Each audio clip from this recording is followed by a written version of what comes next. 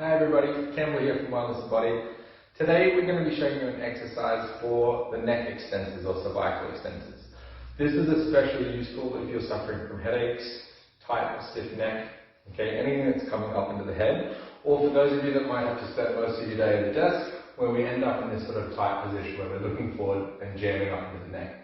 So we're going to be showing you a really simple exercise that uses position and gravity to try and bring a little bit more strength and endurance to the cervical extensors or neck extensors.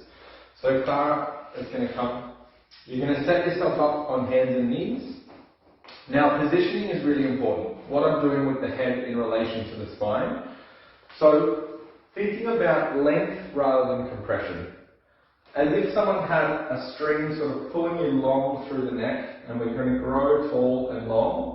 And a little tuck of the chin. So you can think about giving yourself a slight double chin, but we're not jamming up into that position. So we should think about a nice long neck. The chin will tuck a little bit.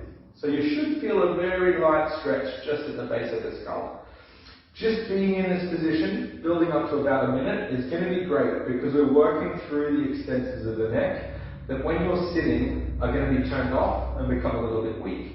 So simply getting into this position, we can always also think about the relationship between the shoulders. So if we drop down too far, you're going to create that little bit of a pinch. So you want to be nice and strong through the shoulder blades, pushing the floor or the bed away, so that we are recruiting the muscles around the shoulders, the neck and the spine. Now to make this exercise a little bit more effective, we can start to recruit the eyes. Now there's a distinct relationship between what's happening at the eyes and the small muscles at the base of the skull.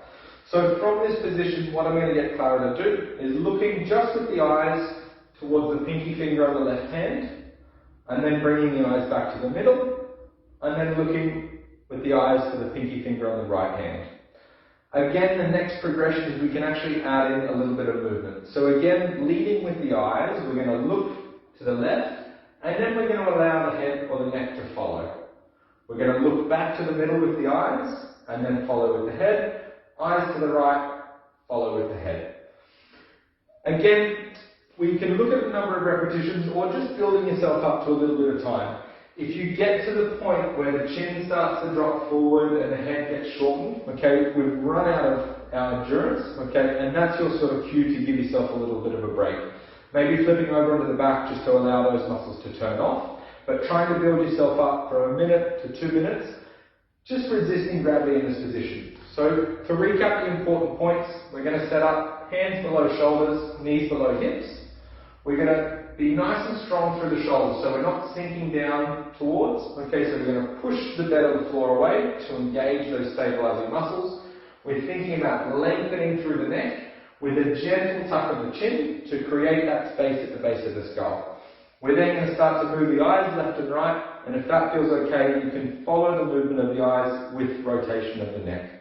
This is going to help to strengthen those extensors, and if you are sitting at a desk all day, they're the muscles that we need to have a little bit of endurance. If you've got any questions, just leave a message below or shoot an email through.